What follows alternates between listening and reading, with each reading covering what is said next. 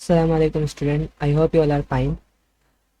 आज जो है हम अपना न्यू चैप्टर स्टार्ट करने जा रहे हैं, एक new topic that's enzyme. Enzyme के बारे में हम पढ़ेंगे।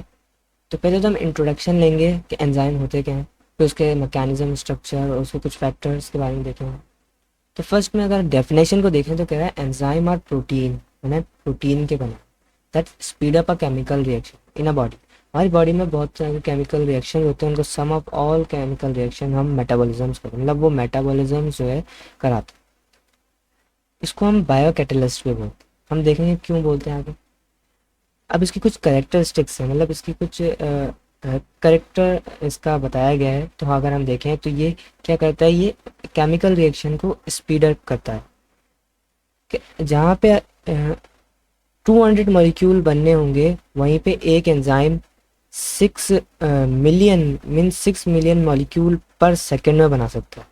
मतलब इतना ज़्यादा इस एनहेंस कर देता है, स्पीड अप कर देता है रिएक्शन को। और ये जो है ये जो है रिक्वायर होती है इसको बहुत, मतलब ये बहुत माइन्यूट सी अमाउंट में रिक्वायर होता है, बहुत कम अमाउंट। और ये स्पेसिफिक होता है अपने एक्शन में और हाईली अफेक्टेड होता है। अगर देखें तो टेम्परेचर की वजह से बहुत से एंजाइम डिनेचर हो जाते हैं, और इन ज़्यादा टेम्परेचर की वजह से कम टेम्परेचर पे इनएक्टिव भी हो जाते हैं। और ये पीएच सेंसिटिव भी होते हैं एंजाइम, और ये कैटालिसिस करते हैं। और इनके जो रिएक्शन होते हैं वो रिवर्सिबल भी होते हैं कभी कभार। कुछ जो है एंजाइम, उनको कुछ नॉन प्रोटीनस पार्ट चाहिए होता है जिसको हम को फैक्टर कहते हैं। यहाँ पे सिर्फ को एंजाइम लिखा है, इनको को फैक्टर चाहिए होता है, हम आगे पढ़ेंगे को फैक्टर के बारे में। और इनकी एक्टिविटी को एनहेंस करता है एक्टिवेटर, और इनहिबिट माने रोकता है इनहिबिटर। इनकी बारे में भी हम आगे डिटेल में डिस्कस करने वाले हैं। तो एंजाइम जो है प्रोटीन है और बायो कैटलिस्ट है। अगर कहा जाए enzyme are protein, sorry, enzyme क्या है, प्रोटीन है नेचर में और बायो कैटलिस्ट है। हमारी बॉडी में रिएक्शंस कराते हैं, बल्कि तकरीबन लिविंग ऑर्गेनिज्म की बॉडी में जो है रिएक्शंस कराते हैं। ये रेट ऑफ रिएक्शंस को बढ़ा देते हैं। कितना टाइम, 10⁻⁶, 10⁻12 टाइम फास्टर। इसको जगह हम अगर हम एक्सपोनेंशियल नोटेशन में लिखें तो हमें पता चलेगा कितना ज़्यादा। एंजाइम वेरी स्पेसिफिक होते हैं, मतलब हर एंजाइम का एक सर्टेन रिएक्शन होता है और सर्टेन टाइप का रिएक्शन होता है सिर्फ। और कुछ स्पेसिफिसिटी एक ऐसा टॉपिक है जिसमें हम कह सकते हैं कि एंजाइम जो है, जो हाईली स्पेसिफिक एंजाइम होता है, वो सिर्फ अपने एक ही टाइप के सब्सट्रैक्ट से बाइंड करेगा और उसी से रिएक्शन करेगा। इसके अलावा किसी और सब्सट्रैक्ट से बाइंड करके रिएक्शन नहीं कर सकता।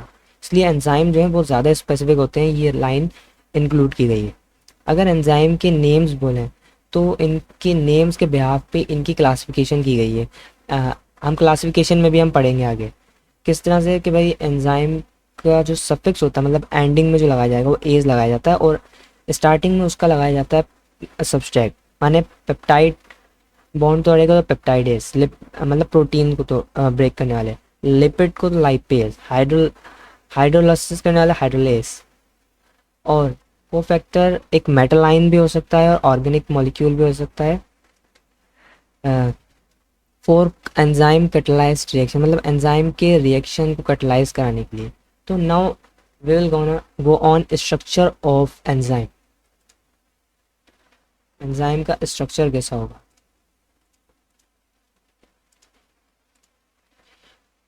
तो एंजाइम का स्ट्रक्चर से जानने से पहले हमें पता होना चाहिए एक्टिव साइट क्या होती है। Active site enzyme molecule contain a special pockets. अगर हम देखें तो ये अमीनो एसिड की पॉलीपेप्टाइड चेन है जो जो है अरेंज हुई है एक मैनर में। अब ये आगे फोल्ड होगी, कॉइल होगी, और आगे जाके कुछ पिट्स भी बनाएगी, और इस तरह से एक सेकेंडरी स्ट्रक्चर बनाएगा। वो सेकेंडरी स्ट्रक्चर आगे और कॉइल होगा और एक टर्शरी स्ट्रक्चर बन जाएगा ग्लोब्यूलर प्रोटीन का, जिसको हम कहेंगे एंजाइम। जहाँ पे कुछ ऐसे पिट्स, या हम कह सकते हैं इन्हें खड्डे कह सकते हैं, या इन्हें हम सर्विक्स कहते हैं, सर्विक्स कहते हैं। इनको हम एक्टिव साइट कहते हैं। एक्टिव साइट जहाँ पे सब्सट्रैक्ट बाइंड करता है और वहाँ पे उसका फिजिकल चेंज भी होगा और केमिकल चेंज भी होगा, यानी उसके बॉन्डिंग में भी चेंज आएगा और उसकी शेप में भी चेंज आएगा। That's active site work. तो अगर हम देखें तो एक्टिव साइट को कैटालिटिक साइट भी बोला जाता है, जहाँ पे क्या आगे अटैच होगा, सब्सट्रैक्ट। सब्सट्रैट अटैच होगा। अब मैंने कोफैक्टर की बात की थी।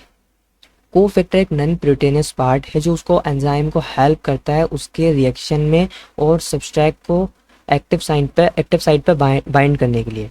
सही है, तो इनकी टाइप्स हम आगे देखेंगे। अगर किसी एंजाइम को नीड है कोफैक्टर की और उसके पास कोफैक्टर नहीं है तो उसे हम एपो एंजाइम बोलते हैं। बट एपो एंजाइम के साथ अगर कोफैक्टर ज्वाइन हो गया है तो अब उस एंजाइम को हम होलो एंजाइम कहेंगे। तो अगर हम कोफैक्टर की क्लासिफिकेशन देखें तो पहले मैं एंजाइम को देखना होता है। एंजाइम दो तरह के मैंने बताया, एक प्रोटीनस एक नॉन प्रोटीनस। प्रोटीनस में मैं देखता हूँ apo enzyme. Okay, apo enzyme क्या, ये जो स्ट्रक्चर है एंजाइम का उसे एपो एंजाइम कहते हैं। जो होलो एंजाइम होगा उसमें क्या है, बल्कि नॉन एपो एंजाइम और कोफैक्टर मिला के बनाता है होलो एंजाइम। तो अब हम नॉन प्रोटीनस पार्ट देखेंगे कोफैक्टर। तो कोफैक्टर को यहाँ से अच्छा इधर डिस्क्राइब किया गया है कि कोफैक्टर को तीन ग्रुप में डिस्क्राइब किया गया। किसमें, एक तो होता है आइंस माने इनऑर्गेनिक फॉर्म में किया गया, इसमें आइंस आ जाते हैं। एक्टिवेटर मेटल आइंस आएंगे या मेटल आइंस आएंगे, और कुछ होंगे ऑर्गेनिक जैसे कोएंजाइम और प्रोस्थेटिक। कोएंजाइम भी ऑर्गेनिक है, प्रोस्थेटिक भी ऑर्गेनिक है, बट एसेंशियल आयन क्या है, इनऑर्गेनिक।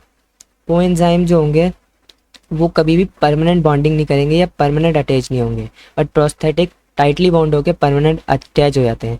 जिसकी एग्जांपल जो है ये दी गई है कि एक रिंग होती है, दैट्स रिंग कॉल्ड, उस रिंग को कहा जाता है पॉर्फिरिन रिंग, जो अटैच होती है ऑन साइटोक्रोम पे।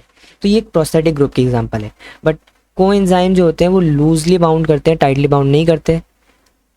नाउ अब चलते हैं स्ट्रक्चर के बाद स्ट्रक्चर के मैकेनिज्म पे, कि क्या मैकेनिज्म है जिस पे ये स्ट्रक्चर बेस्ड है। तो दो तरह के स्ट्रक्चर दिए गए, एक लॉक एंड की मॉडल और एक induce fit model. Lock and key model जो है एबल फिशर ने दिया और इंड्यूस फिट कॉशलैंड। लॉक एंड की में ये कहा गया कि जो एंजाइम है वो लॉक की तरह है और सब्सट्रैक्ट उसकी की है। जब सब्सट्रैक्ट उससे आगे बाइंड करता है तो कॉम्प्लेक्स बनता है, फिर एक इंटरमीडिएट स्टेज चलती है, वो अलग स्टेजेस हैं जिसको मैं आगे बताता हूँ, बल्कि उसको हम अभी डिस्कस करते हैं। वो इंटरमीडिएट स्टेज इस तरह होती हैं कि पहले एंजाइम होता है और सब्सट्रैक्ट होता है, ये दोनों मिलके बनाते हैं enzyme subtract complex. Enzyme subtract complex बना, लेकिन ये रिवर्सिबल है, मतलब एंजाइम से सब्सट्रैक्ट ज्वाइन हुआ, ये दोनों ये क्या है, रिवर्सिबल है, मतलब ये वापस से अलग भी हो सकते हैं। बट अब जो आएगा, अब बन जाएगा enzyme product complex. Enzyme product complex जो होगा वो इरिवर्सिबल है, क्योंकि प्रोडक्ट बन चुका है, केमिकल चेंज आ चुका है, फिजिकल चेंज नहीं, और ये अलग हो जाएंगे। तो ये हमारा रिएक्शन कंप्लीट हो जाता है एंजाइम का और प्रोडक्ट का। तो ये एक इंटरमीडिएट स्टेज होती है जो बिटवीन एंजाइम और सब्सट्रैक्ट के होती है, जिसमें हमारा प्रोडक्ट फॉर्मेशन होता है। तो ये इसी तरह कह रहा है कि कॉम्प्लेक्स बन जाता है, और ये जो सब्सट्रैक्ट होता है वो बिल्कुल जो है इस तरह आके अटैच हो जाता है, जैसे की लॉक में अटैच फिक्स हो जाती है, क्योंकि ये एंजाइम की शेप उसी के सब्सट्रैक्ट से मैच करती है। और जो इसने ये भी कहा था कि एंजाइम जो है उसकी जो एक्टिव साइट होगी वो रिजिड होगी और कॉम्प्लीमेंट्री होगी। तो इसलिए अगर हम डेफिनेशन को देखें तो lock and key model is a model use to represent enzyme substrate interaction. फिर आता है induce fit model. Induce fit model में कहा भाई एक्टिव साइट क्या है, फ्लेक्सिबल है, मतलब एक्टिव साइट फ्लेक्सिबल है। यहाँ पे सब्सट्रैक्ट जिस शेप का आएगा उस शेप की एक्टिव साइट अपने आप को बना लेगी, फिर वो कॉम्प्लेक्स बनेगा और फिर प्रोडक्ट कॉम्प्लेक्स होगा और फिर इस तरह से एंजाइम और प्रोडक्ट बन जाएगा। तो ये हमने डिस्कस किया था अभी ऊपर।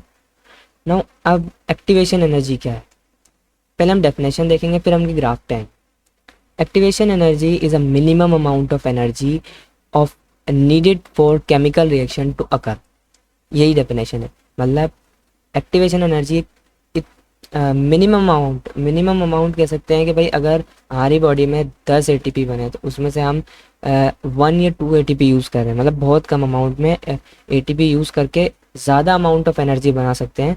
वो क्या है, वो उसको हम एक्टिवेशन एनर्जी कहते हैं। जिस तरह हम अपनी कार को ऑन करते हैं, कार को हम किस लिए, कार को ऑन करने के लिए हमें एक स्लप लगाना पड़ता है, मतलब एक एक्टिवेशन एनर्जी देना पड़ती है। तो एंजाइम की एनर्जी को भी जो है स्टार्ट मतलब एंजाइम की रिएक्शन को भी स्टार्ट करने के लिए, केमिकल रिएक्शन को भी हमें एक एनर्जी देना पड़ती है, that's activation energy.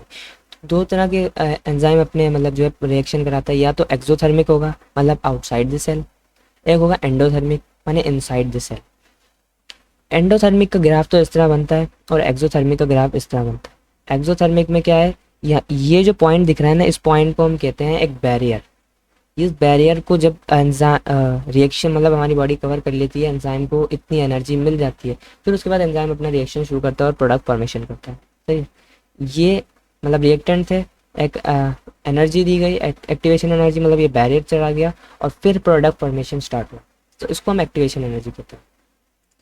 Now move on factor affecting enzyme. Enzyme की एक्टिविटी को अफेक्ट करने वाले बहुत सारे फैक्टर हैं, जैसे temperature, water, pH, subtract level, enzyme concentration, inhibitor, and product activator, radiation. But 4 main हैं जिसको हम डिस्कस करेंगे। फर्स्ट है टेम्परेचर। जितना कम टेम्परेचर होगा, जितना मतलब कम टेम्परेचर होगा, उतनी काइनेटिक एनर्जी कम होगी, सिस्टम की रिड्यूस होगी, जिसकी वजह से रेट ऑफ रिएक्शन भी एंजाइम का जो है कम होगा और डिक्लाइन हो जाएगा।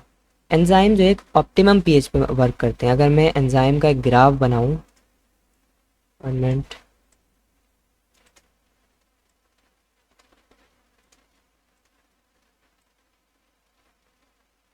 तो इस ग्राफ में मैं देखूंगा कि एंजाइम की एक्टिविटी एनहेंस हुई और एक एक पॉइंट पे आके वापस से डिक्रीज हो रही।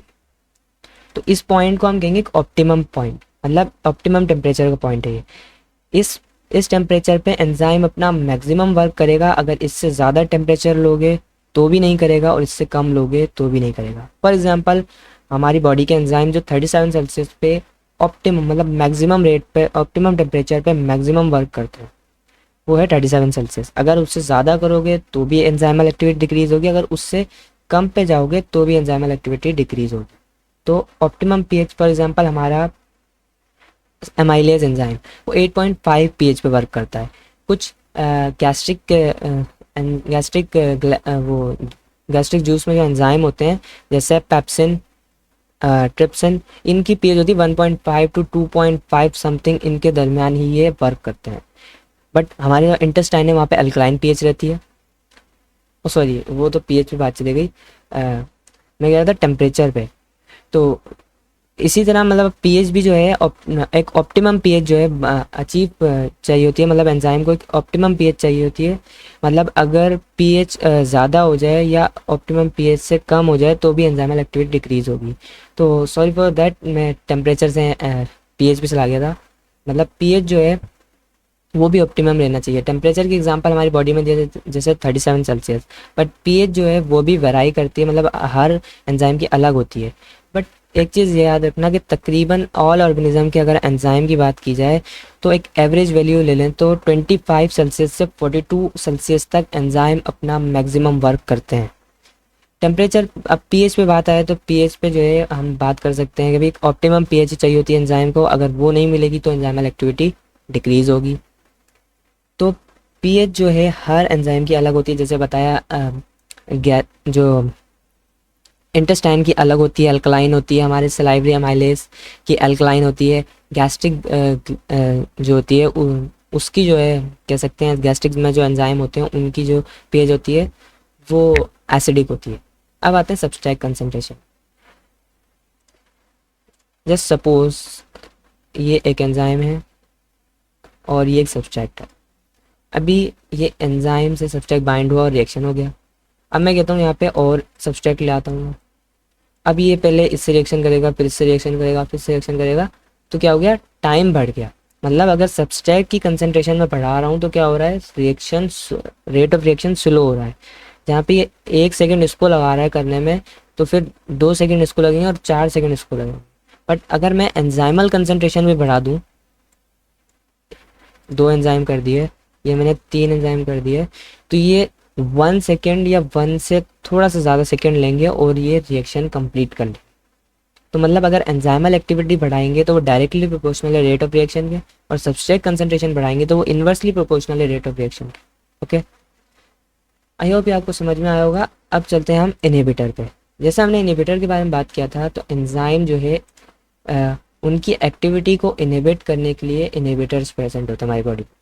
इनहिबिटर्स क्या करते हैं, वो अलग अलग वेज में जो है सब्सट्रैक्ट को रोकते हैं बाइंड होने से। किस तरह, कुछ कम्पिटिट करते हैं, मतलब कम्पिटिटिव इनहिबिटर्स होते हैं, कम्पिटिटिव इनहिबिशन करते हैं। मतलब उनकी वो कंपटीशन क्यों कर रहे हैं, क्योंकि साइट एक है, एक्टिव साइट क्या है, एक ही है, ये एक्टिव साइट है, ये एक ही टाइप की है।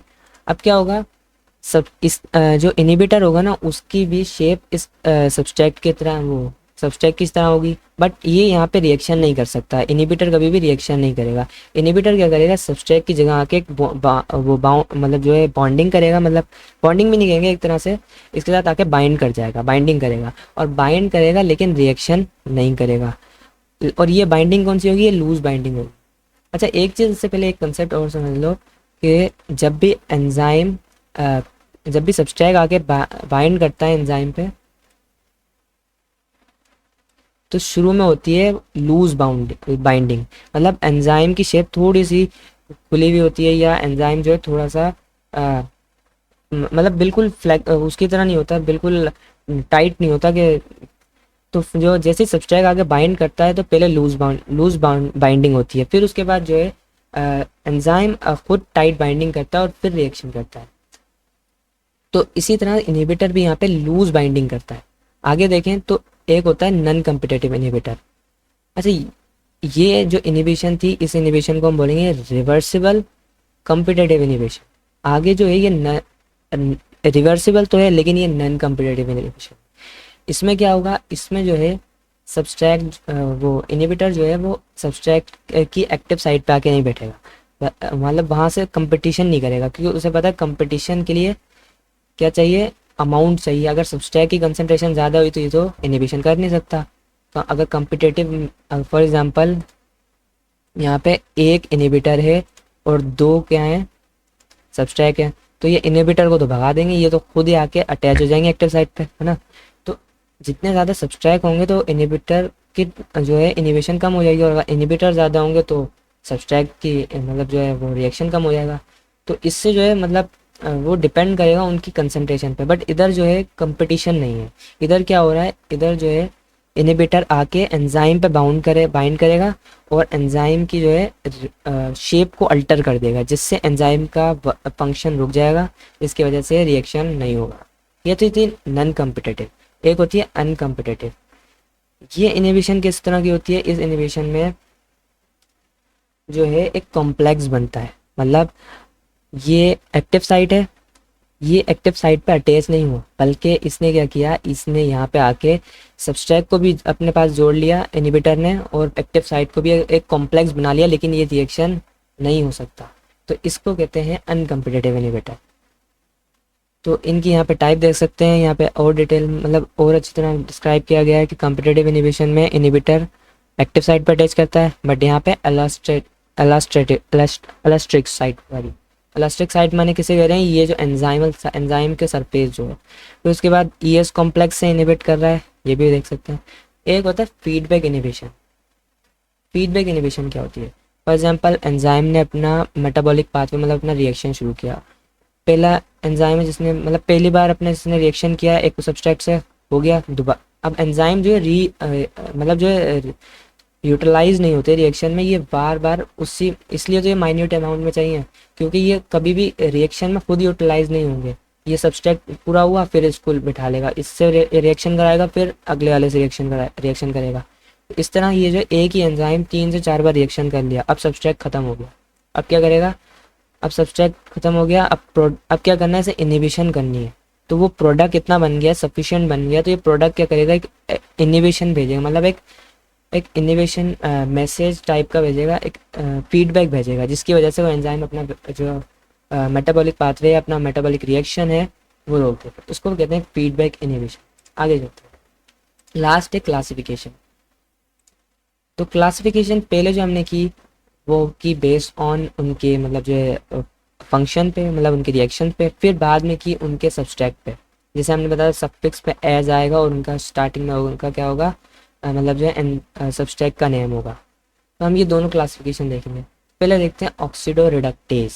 वर्ड समझ में आ रहा है, ऑक्सीडो माने ऑक्सीडेशन एंड रिडक्शन रिएक्शन कराएगा। जितने भी जिनेज एंजाइम कह सकते हैं या एज एंजाइम, वो सारे इसमें आ जाएंगे। जैसे अल्कोहल डिहाइड्रोजिनेस क्या कर रहा है, ये ऑक्सीडेशन या रिडक्शन रिएक्शन कराएगा। Transferase enzyme involve in transfer of group, अब एक एंजाइम है जो ट्रांसफर करेगा ग्रुप एक एंजाइम से दूसरे एंजाइम में। इसकी एग्जांपल दी है हेक्सोकाइनेज। हेक्सोकाइनेज क्या कर रहा है, हेक्सोकाइनेज करेगा ट्रांसफर ग्रुप किसका, एटीपी के फॉस्फेट का हेक्सो शुगर में, सही है, हेक्सो शुगर से। तो हाइड्रोलाइसिस, अब हाइड्रोलाइसिस जो करेगा वो करता है हाइड्रोलेज एंजाइम। ये करेगा, ये हाइड्रोलाइसिस करेगा, एडिशन ऑफ वाटर के जरिए क्या करेगा, ब्रेक डाउन ऑफ बॉन्ड करेगा। एग्जाम्पल इसकी दी है लाइपेज। जितने भी डाइजेस्टिव एंजाइम होते हैं सारे हाइड्रोलाइज में जो है मतलब ऐड होंगे। लाइएस, लाइएस भी ब्रेक करेगा बॉन्ड। तो फिर हाइड्रोलाइज से क्या इसका डिफरेंस क्या है, ये जो है एडिशन ऑफ वाटर नहीं करेगा, सिंपल क्या करेगा, बॉन्ड को ब्रेक करेगा। और हाइड्रोलाइसिस ये इसमें इन्वॉल्व नहीं होता, इसमें जो है डबल बॉन्ड जो फॉर्म था उसको तोड़ के, मतलब ये डबल बॉन्ड को इंट्रोड्यूस करता है, मतलब जो सिंगल बॉन्ड है उनको तोड़ के डबल बॉन्ड को फॉर्म कर देगा। इसकी एग्जांपल दी है फ्यूमरेज, आइसोमरेज।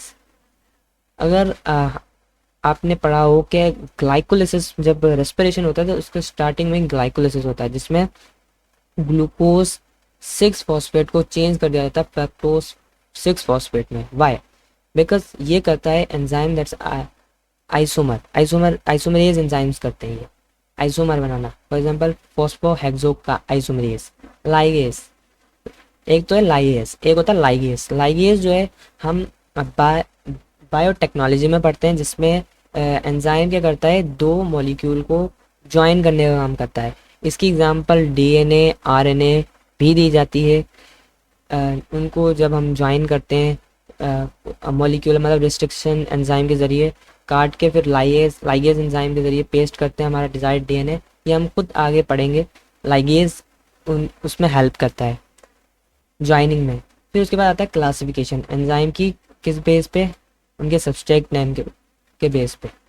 और रिएक्शन के सिंथेसिस और केमिकल नेचर ये भी बेसिस दिए, लेकिन इंपॉर्टेंट है सब्सट्रेट के नेम, सही है। फॉर एग्जांपल कार्बोहाइड्रेट की डाइजेशन करनी है, कार्बोहाइड्रेस, प्रोटीन की प्रोटीनेस, लिपिड की लाइपेस, न्यूक्लिक एसिड की न्यूक्लियस, माल्टोज की माल्टेस, लैक्टोज की लैक्टेस, सक्रोज की सक्रेस, यूरिया की यूरियस। कार्बोहाइड्रेट में एग्जांपल ले लो अमाइलोज की अमाइलेज, माल्टोज की माल्टेज, सक्रोज की सक्रेज। इसी तरह प्रोटीन में पेप्सिन ट्रिप्सिन भी आ जाते हैं। तो ये थी कुछ मतलब जो है क्लासिफिकेशन की एग्जांपल्स, या क्लासिफिकेशन कह सकते हैं इसे एंजाइम की, और उनकी कुछ एग्जांपल्स भी थी। आई होप आपको समझ में आया होगा एंजाइम का चैप्टर। अल्लाह हाफ़िज़।